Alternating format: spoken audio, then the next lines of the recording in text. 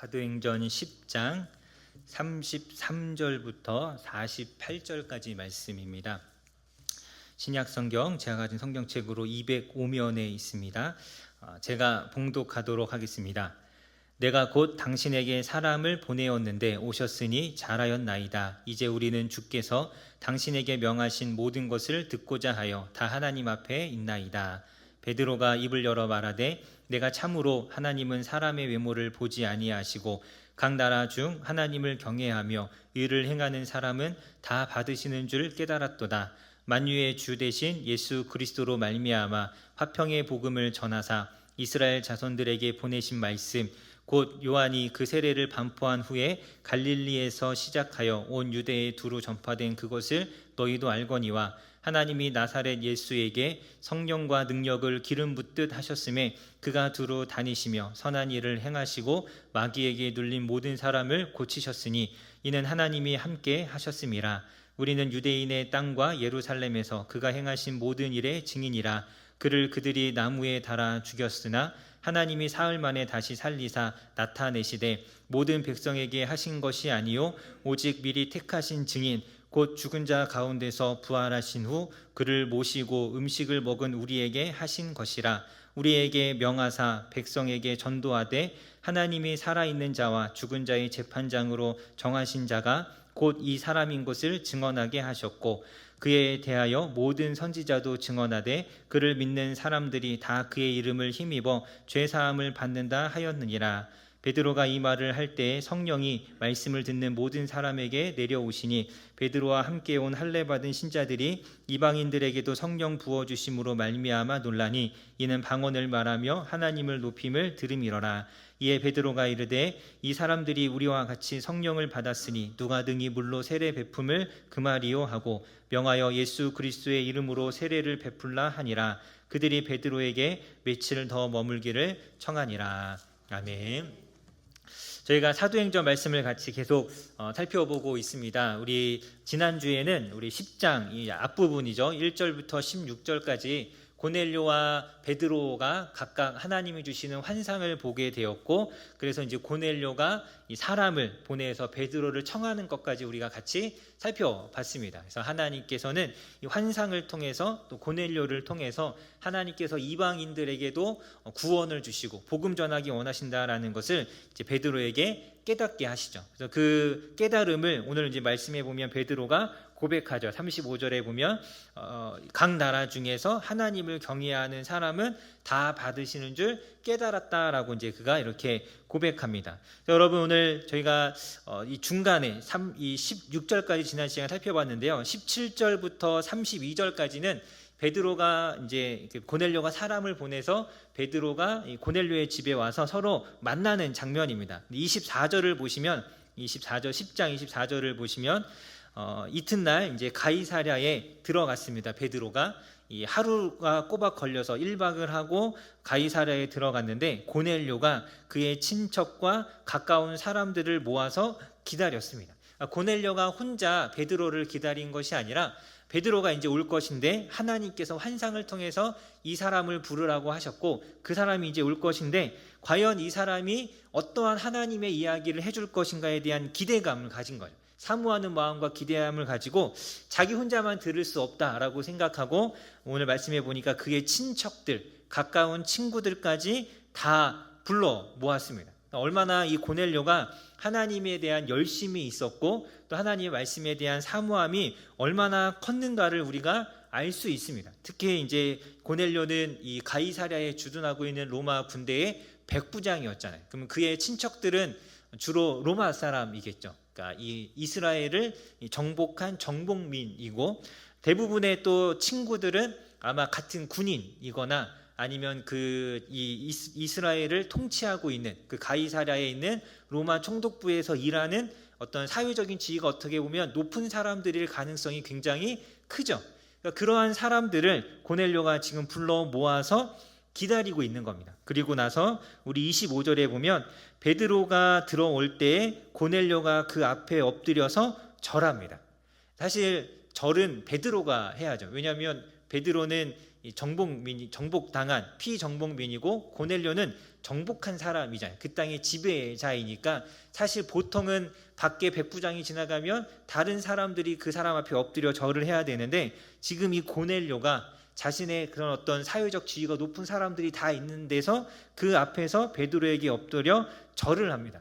그만큼 이 고넬료는 정말 이 하나님에 대한 사모함이 너무나 컸던 것이죠. 마치 하나님을 대하듯이 이러한 마음으로 베드로를 대하고 있습니다. 여러분, 우리가 이 하나님의 말씀을 대하는 자세, 하나님을 말씀을 들을 때 우리가 가져야 하는 자세를 우리는 이 고넬료의 모습 속에서 배워야 합니다.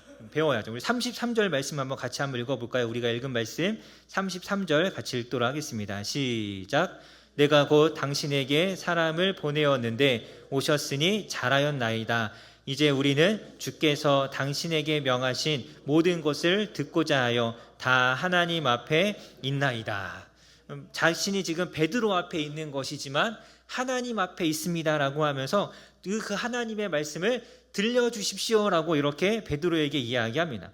여러분, 이 말씀을 대하는 자세가 이와 같아야 합니다. 하나님의 말씀을 대할 때마다 과연 하나님께서 나에게 어떠한 말씀을 주시고자 하는가? 과연 오늘은 우리가 예배에 나올 때도 마찬가지죠. 오늘은 예배 가운데 말씀 가운데 하나님이 내게 무엇을 말씀하시고자 하는가? 내게 어떠한 것을 알려주고 싶어 하시고 무엇을 나에게 원하시는가? 이러한 것들을 좀 기대하고 알고 싶은 마음, 사모하는 마음으로 우리가 이 예배 가운데 나와야 하는 것이죠. 하나님의 말씀을 대할 때마다 그러한 마음이 있어야 합니다. 그래서 이때는 이제 이 성경이 없을 때니까 사도들을 통해서 하나님의 말씀을 들었다면 저희는 어떻죠? 저희에게는 하나님의 말씀인 성경이 있잖아요. 그러니까 우리가 성경을 읽을 때도 그러한 마음으로 읽어야 합니다. 내가 오늘 이 말씀을 읽을 때 도대체 하나님은 나에게 어떠한 것을 말씀하기 원하시는가? 무엇을 내가 알기를 원하시는가? 이러한 마음을 가지고 우리가 이 하나님의 말씀을 대할 수 있어야 합니다. 여러분, 우리가 이 하나님의 이렇게 말씀하심을 듣고 그분이 나에게 원하시는 것을 듣고 그 이야기를 들을 수 있는 건 신나는 일이잖아요. 얼마나 가슴 떨리고 신나는 일입니까? 그렇지 않으신가요? 우리 하다못해 내가 좋아하는 연예인이 나한테 편지를 써준다면 그 연예인 도대체 누굴 좋아하시나 모르겠어요. 저 때는 막 다 장동건 아니면 정우성이었는데 요즘은 이제 입에 올리면 안 되는 이름인 것 같고 어떤 송중기는 괜찮을까요? 송중기가 나한테 막 편지를 써줬다. 별로신 것 같네요. 누구로 해야 되지? 잘 모르겠어요. 여기 계신 분들의 세대의 연예인 누군지 잘 모르겠습니다. 나훈아가 나한테 편지를 썼다. 도대체 나한테 무슨 편지를 썼을까 궁금하지 않으신가요? 막 빨리 열어보고 싶잖아요. 그런 마음으로 하나님이 나한테 주시는 이야기인데 도대체 나에게 무엇을 말씀하실까? 이러한 기대하는 마음을 가지고 우리가 하나님의 말씀을 대해야 합니다. 그런 마음을 가져야죠. 그래서 성경을 읽을 때도 정말 무슨 말인지 하나도 모르겠고 이거 그냥 읽으라고 하니까 억지로 읽긴 하는데 이런 마음이 아니라 내가 잘 모르지만 그래도 그 가운데 하나님이 나에게 뭔가 주시는 것이 있지 않을까라는 이런 기대감. 예배에 나올 때도 그런 거죠. 오늘은 예배 시간에 설교 시간에 졸면 안 되는데 제발 오늘 정신 차리고 좀 깨어있자 막 이런 마음이 아니라 정말 오늘은 도대체 어떤 말씀이 있을까라는 이 기대하는 마음들, 이러한 마음들을 우리가 가져야 합니다. 이제 물론 이제 설교하는 저도 재밌게 잘해야 안 좋으시겠지만 그래도 목사님의 설교가 좀 지루한 스타일이어도 그래도 기대하는 마음을 우리는 가질 수 있어야 합니다. 설교를 통해서도 말씀을 우리가 읽을 때도 그러하지만 우리가 정말 이 하나님의 말씀이 하나님이 나에게 주신 어떤 그 은혜라면 나에게 말씀하시는 것이라면 우리가 성경을 대하는 자세가 완전히 달라야죠. 성경을 공부하는 것 너무나 당연한 것입니다. 그래서 우리 와서 이제 PBS를 시작했는데 많은 분들이 사실 어려워하십니다. 저도 처음 배울 때는 어려웠고 지금도 어렵고 성경을 공부하는 건 당연히 어려울 수밖에 없습니다. 이게 성경이 우리말로 처음부터 쓰여진 것도 아니고 외국어로 쓰여진 거 이렇게 번역해서 이렇게 성경이 만들어진 것이고 나오는 단어도 이름도 다 이상하고 어색하고 그리고 이 사람들의 풍습과 생활 관습도 우리가 잘 모르잖아요. 어려운 것이 당연하죠. 제가 중학교 2학년 때 그때 이제 펜팔이 유행이었고 펜팔을 했는데 영어 편지 처음 받았는데 어렵죠. 사전 펼쳐놓고 읽을 사전으로 단어 찾아가면서 해석하는데 뭔가 말이 안 되고, 그럼 영어 좀 더 잘하는 사람 찾아가서 이게 무슨 말이냐 물어보기도 하고, 이제 그렇게 해서 펜팔을 했던 기억이 있습니다. 당연히 어려운 게 맞습니다. 언어가 다른 언어를 번역한 것이니까. 하지만 그럼에도 불구하고 이것이 하나님께서 내게 주시는 말씀이라면 우리는 좀 기대하는 마음을 가지고 이 말씀을 대할 수 있어야 합니다. 여러분, 만약에 우리 집 안에, 가정에 혹은 친척들 중에 이 말을 못하는 사람이 있다면 그 사람과는 대화를 어떻게 해야 되죠? 수화를 하잖아요. 수화를. 그러면 내 가족 중에, 우리 같이 한 집에 사는 가족 중에 말을 못하는 사람이 있다면 우리는 무엇을 배워야 합니까? 수화를 배워야죠. 근데 수화가 너무 어려워요. 난 너무 어려서 못하겠다 하고 포기하고 대화하기를 포기하시겠습니까? 여러분의 자녀가 말을 못한다면, 여러분의 부모님이 말을 못하고 수화를 해야 된다면 내가 수화를 배워야 되는데 이게 너무 어려우니까 나는 이제 안 하겠다. 그리고 수화 잘하는 사람 불러다 놓고 너가 통역해라. 이렇게 대화하실 겁니까? 그렇지 않잖아요. 배워야죠. 성경도 어렵지만 당연히 하나님의 말씀을 하나님과 소통하기 위해서 배워야 하는 것이죠. 여러분, 하나님은 우리에게 이 말씀을 주시기 위해서, 우리랑 너무나 소통하고 싶고 우리에게 말씀하고 싶으셔서 이 성경을 주시기 위해서 정말 많은 일들을 하셨습니다. 예수님을 이 땅에 보내어 주셨고, 그 예수님이 고난당하시고 십자가 지시고 부활하시고 성령도 주시고 교회도 주시고 사도들을 세우셨죠. 그들이 수많은 고통을 당하고 고난을 당하고 수많은 사람들이 순교를 당하고 피를 흘림으로 인해서 세워지고 만들어진 것이 바로 이 성경입니다.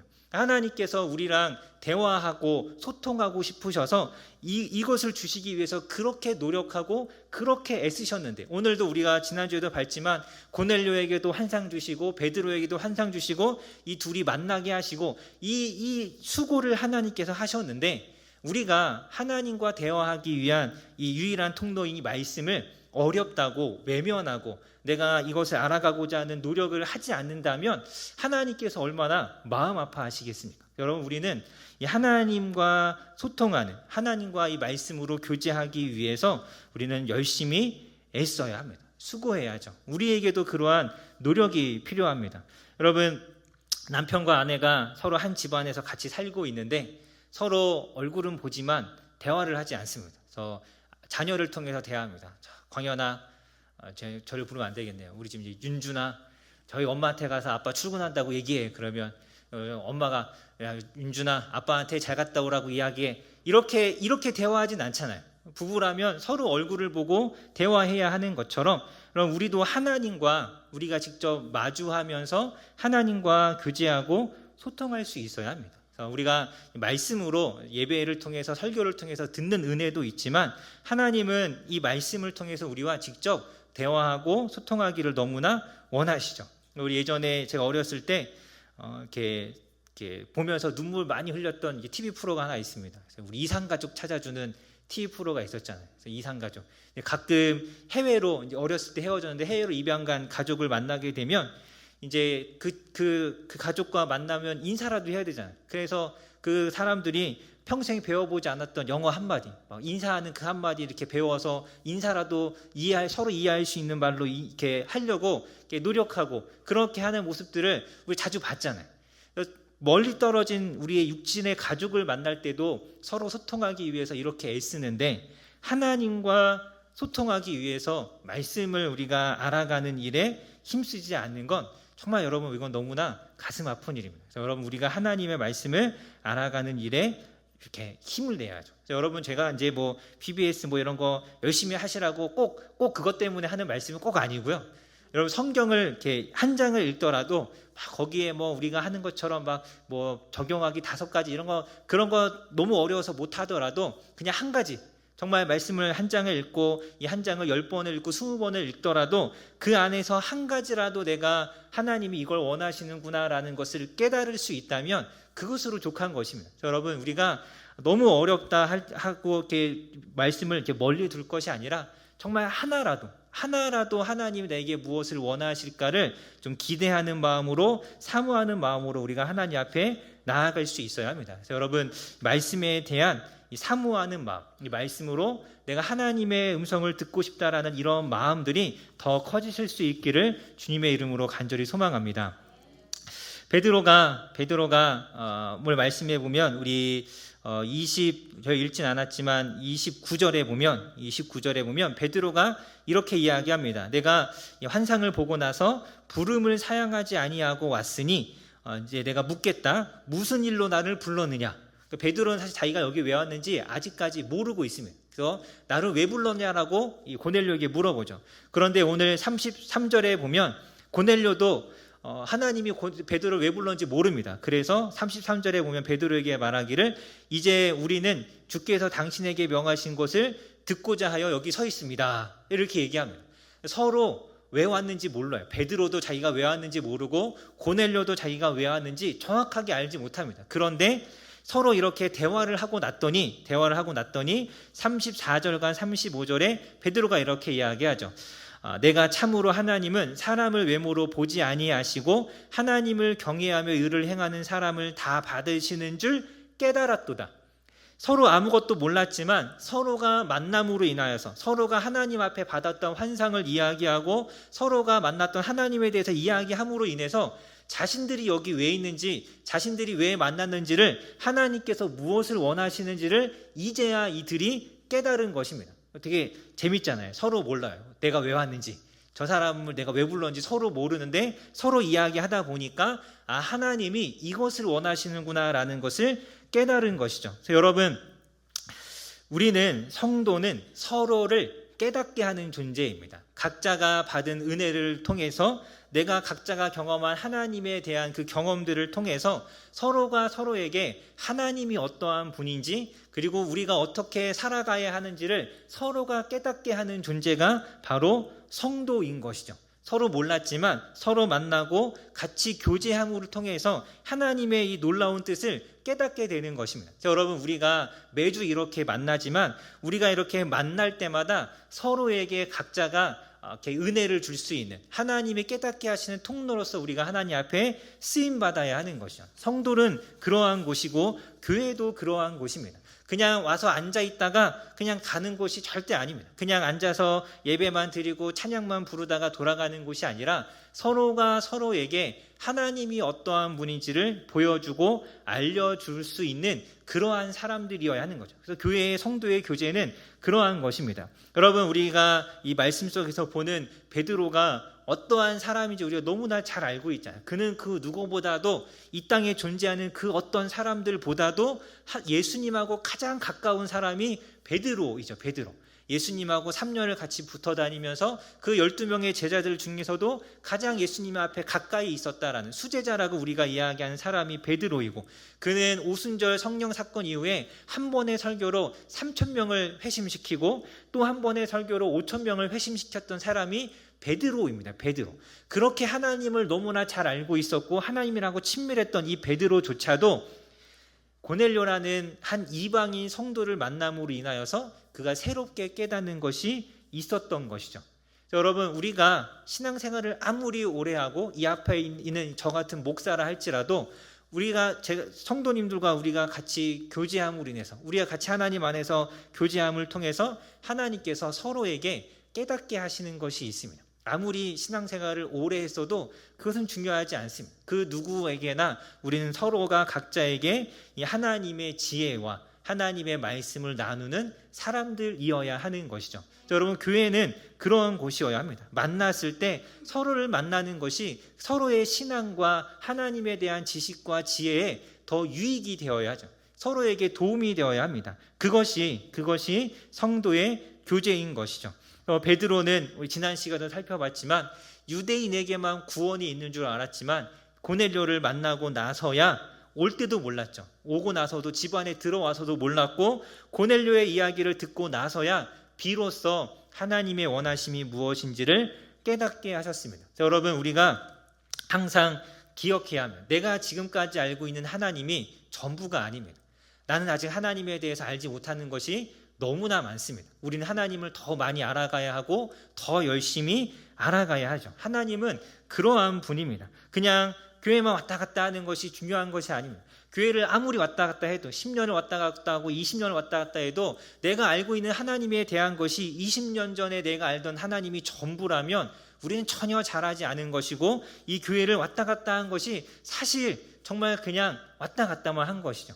여러분, 우리는 이 하나님에 대해서 더 많이 서로를 통해서 알아갈 수 있어야 합니다. 여러분, 바라기는 우리 원일교회, 우리 교회의 모든 예배 또 모든 교제를 통해서 서로에게 하나님의 지혜를 나누실 수 있기를 주님의 이름으로 간절히 소망합니다. 여러분, 지금도 우리 오후에 이제 PBS 모임 나눔하고 뭐 하고, 또 청년들은 청년부 모임하고 하지만 이 모임에 참여하지 않고 있는 분들이 계시다면 여러분 꼭 참여하셨으면 좋겠습니다. 와서 예배 드리는 것도 너무 중요하고 좋은 일이지만 우리가 같이 교제함으로 그 안에서 하나님께서 서로를 통해 깨닫게 하시는 놀라운 은혜들이 있습니다. 여러분, 우리가 이것을 결코 놓치지 않아야 합니다. 오늘 또 말씀해 보면 우리 36절부터 43절까지는 베드로가 이 고넬료와 그 집에 있던 사람들에게 설교하는 내용입니다. 설교하는 내용인데 뭐 간단하게 요약을 하면 크게 이제 세 가지죠. 예수님이 이 땅에 계셨을 때 무엇을 하셨는가? 그러면서 그분이 죽으셨다가 살아나셨다. 과거에 예수님께서 하신 일에 대해서 이야기하고, 또 두 번째로 그분이 장차 우리의 재판장이 되신다. 앞으로 미래에 예수님께서 하실 일에 대해서 이야기하고, 세 번째로 현재 우리가 그분을 믿으면 죄사함을 받는다. 이 현재 예수님께서 하시는 일, 우리의 죄를 사하시는 일에 대해서 베드로가 설교하죠. 그래서 그 예수님을 믿어야 한다고, 그 믿고 죄사함을 받아야 한다라고 이야기합니다. 그래서 뭐 복음을 전하는 것인데 복음의 내용은 굉장히 간단합니다. 제가 말씀드렸죠. 세 가지입니다. 과거에 그 예수님께서 이 땅에 오셔서 죽으시고 부활하셨고, 미래에 그분이 우리를 심판하실 재판장이 되시고, 우리가 현재에 있는 우리가 그 예수님을 믿으면 우리의 죄를 사해 주시고 우리를 구원해 주십니다. 어렵지 않죠? 아주 쉽잖아요. 여러분, 이 내용이 우리의 모든 사람의 입에서 아주 자연스럽게 흘러나올 수 있어야 합니다. 여러분, 여기 앉아 계신 여러분 모두가 이 내용이 낯설지 않아야죠. 익숙해야 합니다. 내가 누구를 만나고 어떤 사람을 만나든 이것을 말할 수 있는 사람이 되어야 합니다. 이것이 우리가 전해야 될 복음이잖아요. 그 복음의 내용. 베드로가 더 길게 했는데 요약을 해놓은 건지는 잘 모르겠지만 아주 간단하게 이 복음의 핵심적인 것들을 이 고넬료에게 잘 설명해 주었습니다. 그래서 여러분, 우리도 어떠한 사람을 만나도 자신 있게 이 복음의 내용을 잘 전하실 수 있기를 소망합니다. 여러분, 이것이 익숙해야 돼요. 정말 내 입에서 술술술 잘 나올 수 있어야 합니다. 이제 그러려면 열심히 전도해야죠. 자꾸 사람들 만나서 이 이야기를 그래야 어떠한 사람을 만나도 어떠한 대화 주제가 있더라도 이 이야기로 이렇게 확 이끌어가면서 우리는 복음을 전할 수 있습니다. 근데 이렇게 복음의 내용을 이제 전했는데 우리 말씀을 이제 잘 보면 여러 가지 우리가 이 설교 가운데 뭐 이야기할 것들이 많이 있겠지만, 우리 오늘은 이 증인이라는 것에 대해서 베드로가 자기 자신을 이제 복음의 증인이라고 소개하는데, 우리도 이제 이 복음은 다 믿잖아요. 우리가 이것을 막 새롭게 듣고 막 새롭게 예수님을 막 믿어야 되는 사람들이 아니라 우리는 이미 이 복음의 내용을 알고 있고 예수님을 믿은 사람이죠. 그러면 우리는 어떠한 존재인가? 바로 이 복음의 증인이라는 것을 우리가 기억할 필요가 있습니다. 우리 오늘 36절 37절에 보면 이 베드로가 이렇게 이야기합니다. 만유의 주 대신 예수 그리스도로 말미암아 화평의 복음을 전하셨다. 이렇게 이야기합니다. 근데 여러분, 우리가 아까도 잠깐 말씀드렸지만 설교를 듣고 있는 사람들이 누구죠? 이제 로마 군대의 군인들, 혹은 그 군대의 어떤 높은 지위에 있는 사람들, 또 로마 시민들, 대부분이 지금 이 베드로의 설교를 듣는 사람이 그 사람들입니다. 그런데 여러분, 이 당시에 예수님이 이렇게 이 땅에 오셨던 그때부터 이렇게 뭐 베드로와 사도 바울이 사역하던 그 시기에 이 로마 황제를 무엇이라고 불렀냐면 주라고 불렀습니다. 주. 그 전까지 이제 그렇게 부르지 않았는데 이 당시 이때부터 이 로마 사람들이 로마 황제를 주라고 불렀습니다. 주. 근데 오늘 베드로가 뭐라고 이야기하냐면 주는 누구냐? 로마 황제가 아니라 예수님이라고 이야기하는 겁니다. 그리고 또 뭐라고 이야기하냐면 그분이 평화를 주시는 분이라고 하죠. 이 주전 그 BC, AD 1세기죠. AD 1세기 요 당시에 이 로마의 그 뭐라 그럴까요? 이렇게 그 앞에 슬로건이라 그러나 이 로마가 주장하는 게 뭐였냐면 팍스 로마나죠. 팍스 로마나. 모든 평화는 로마에 있다.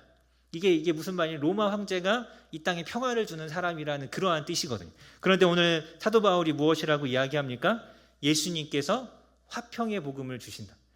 주도 로마 황제가 주가 아니고 예수님이시고 평화를 주는 분도 로마 황제가 아니라 예수님이라고 이야기하는 겁니다. 누구한테요?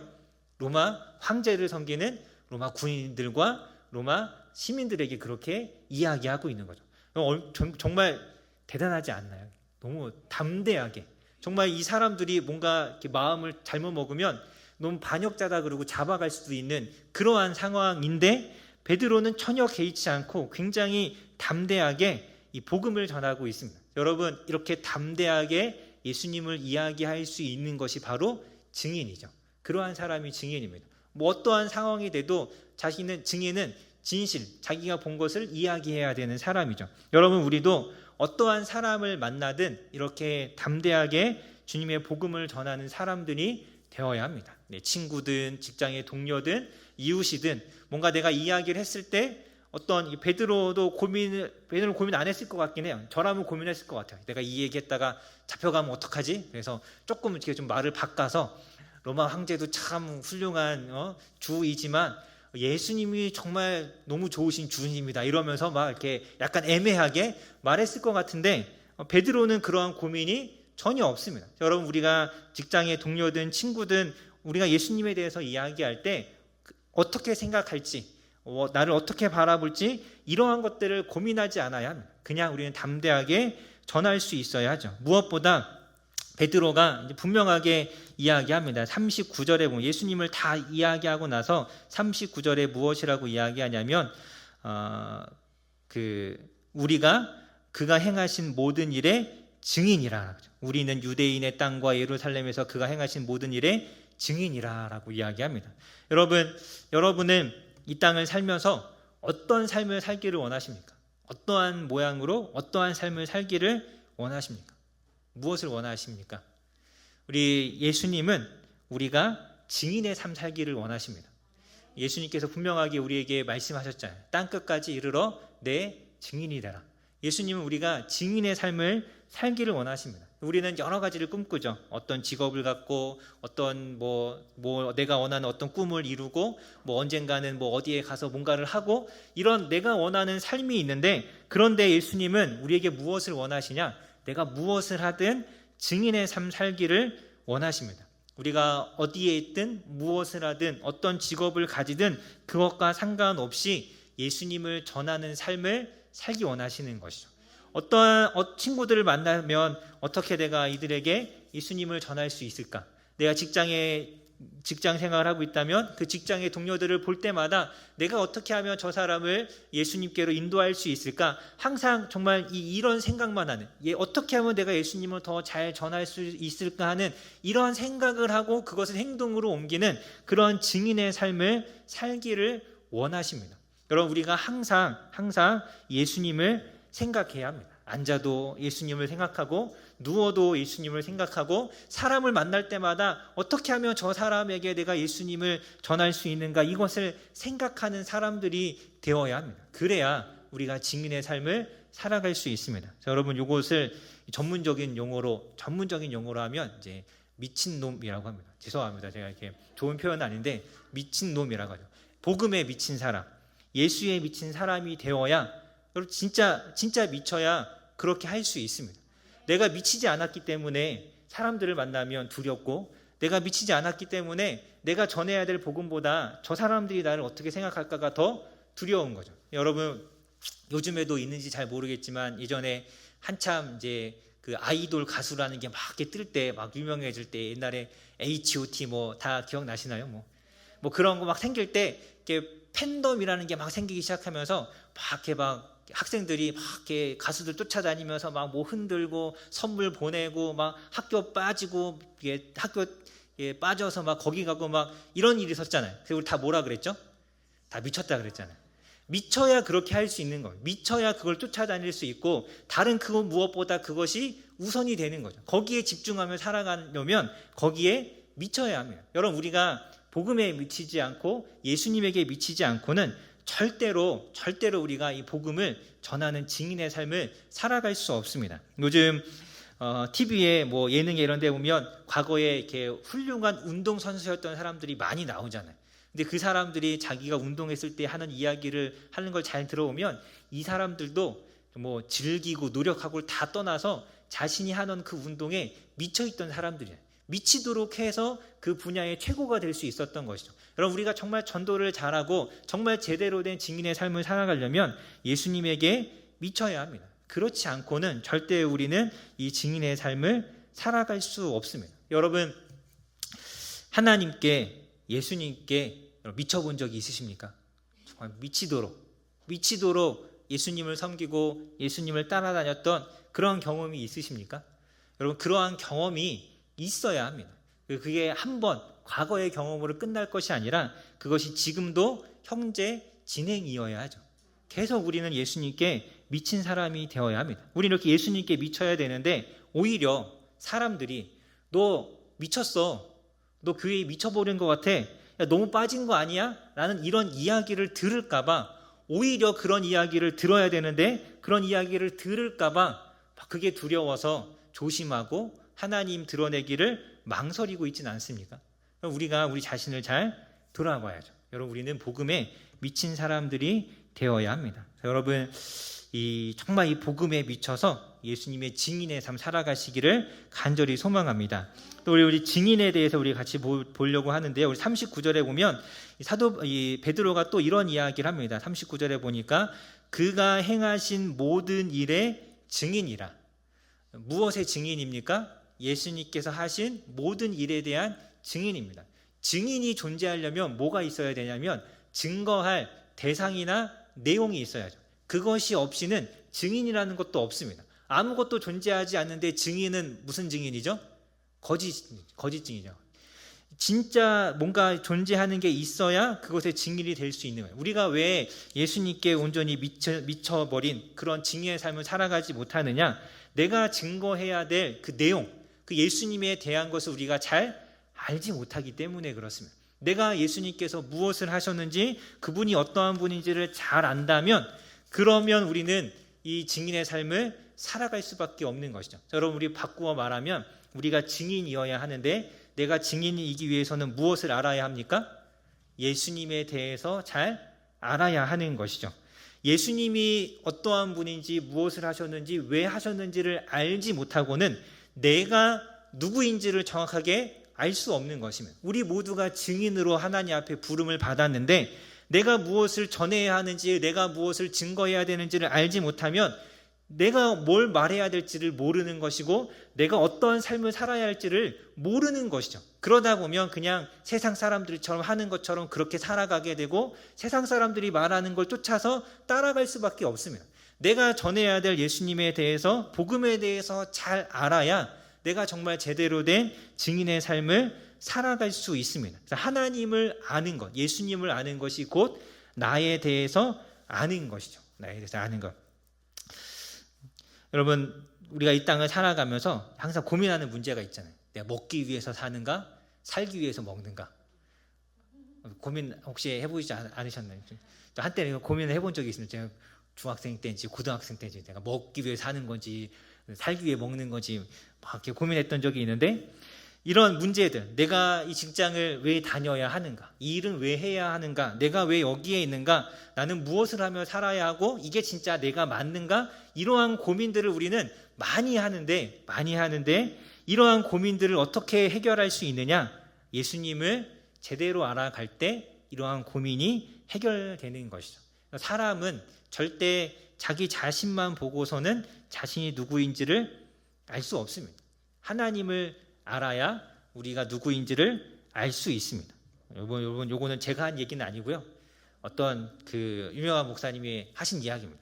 사람은 자기를 보아서는 자기를 알 수 없습니다. 하나님을 알아야 내가 누구인지를 알 수 있습니다. 여러분, 사람들이 열심히 일하고 돈 벌고 공부하고 하겠다고 막 하지만 무엇을 위해서, 정말 내가 무엇을 원해서 하는지를 정확하게 알고 하는 사람들이 많지 않습니다. 여러분, 우리는 말씀을 알아갈 때 내가 누구인지를 알 수 있습니다. 열심히 이 말씀을 공부해야 합니다. 또 우리 열심히 기도해야죠. 하나님 앞에 물어야 합니다. 하나님, 제가 도대체 누구이고 내가 왜 여기에 있고 내가 왜 이 직장에 있고 내가 왜 이 교회에 있는지 우리 하나님 앞에 물으면서 하나님께서 정말 나에게 원하시는 것이 무엇인지를 찾아가야 하는 것이죠. 그러한 사람이 예수님의 증인이 될 수 있습니다. 또 한 가지, 여러분, 우리 예수님의 증인이 되기 위해서는 한 가지 조건이 또 필요한데, 바로 부활하신 예수님을 만나야 합니다. 오늘 말씀에 보면 우리 40절 한번 같이 읽어보도록 하겠습니다. 40절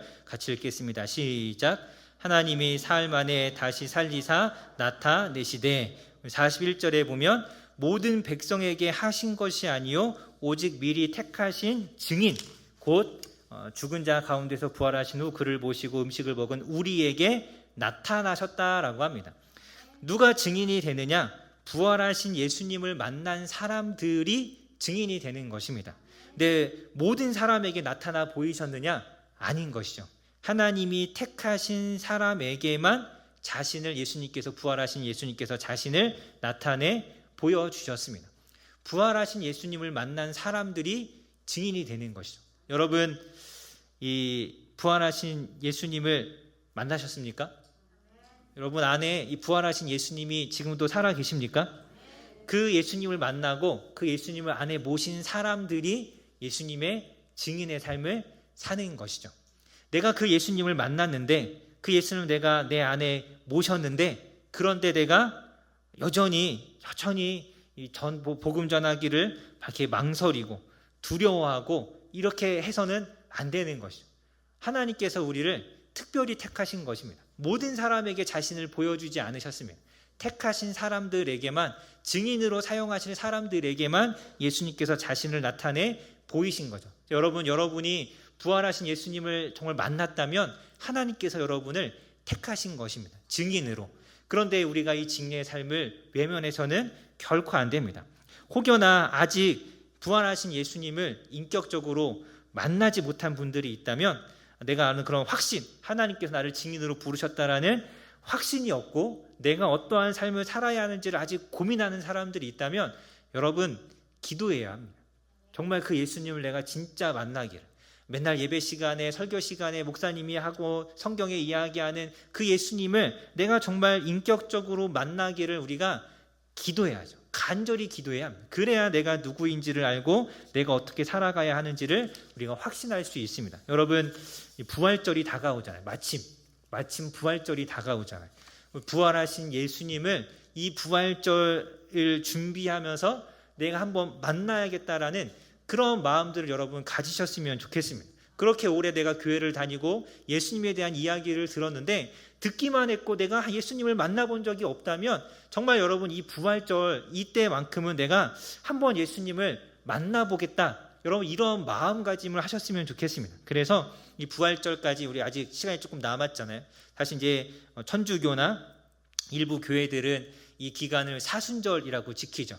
부활절까지 40일 동안 예수님의 이제 부활을 기념하면서 자신을 더 거룩하게 하고 회개하면서 기도하는 시간들을 갖는데, 그럼 우리 각자가 지금부터라도 하나님 앞에 좀 기도하셨으면 좋겠습니다. 하나님, 내가 정말 그 예수님에 대해서, 그렇게 이야기하는 예수님에 대해서 나도 정말 한번 인격적으로 정말 진짜 한번 만나보고 싶습니다. 한번 나에게 찾아와 주십시오라고 이렇게 좀 기도하셨으면 좋겠습니다. 그래서 우리 아까 광고했지만 우리 특밤, 우리 고난주간 그 기간에 정말 여러분 정말 결심하고 결단하고 와서 기도하시기 원합니다. 기도하시면서 하나님을 깊이 만나셔서 정말 내가 어떠한 인생을 살아가야 하는가를 분명하게 깨닫게 되는, 그래서 모든 고민과 이 모든 이 해결되지 않는 문제들이 정말 예수님을 만남으로 한 번에 다 해결되어지는 이 놀라운 은혜를 경험하시기를 주님의 이름으로 간절히 소망합니다.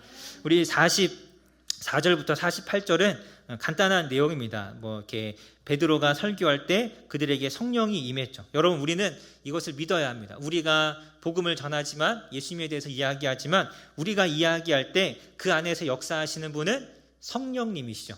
성령님이십니다. 내가 말을 아무리 잘한다고 해서 내가 말을 잘한 것 때문에 예수님을 믿는 것이 결코 아닙니다. 성령님께서 역사하시면 그 사람이 예수님을 믿는 것이죠. 우리는 예수님에 대해서 이야기하고 전할 때 이것을 믿어야 합니다. 성령님께서 역사하실 것을 기도하며 복음을 전해야 하죠. 내가 할 수 있는 최선을 다해서 복음을 전했다면 이제는 성령님께서 하시는 일입니다. 그래서 여러분, 우리는 이 복음 전하기를 부끄러워하지 않아야죠. 성령님께서 역사하시면 다 되는 것입니다. 자, 여러분, 오늘 그래서 우리가 오늘 성도의 교제에 대해서, 그리고 우리가 전해야 될 복음과, 그리고 우리가 어떠한 삶을 살아야 하는가에 대해서 우리가 같이 살펴봤습니다. 자, 여러분, 우리가 이 말씀 잘 기억하시면서 서로 교제하실 때 하나님을 더 많이 알아가시길 소망하고, 무엇보다 증인으로서, 예수님, 부활하신 예수님을 만난 증인으로서 이 귀한 삶 살아가시기를 주님의 이름으로 간절히 소망합니다.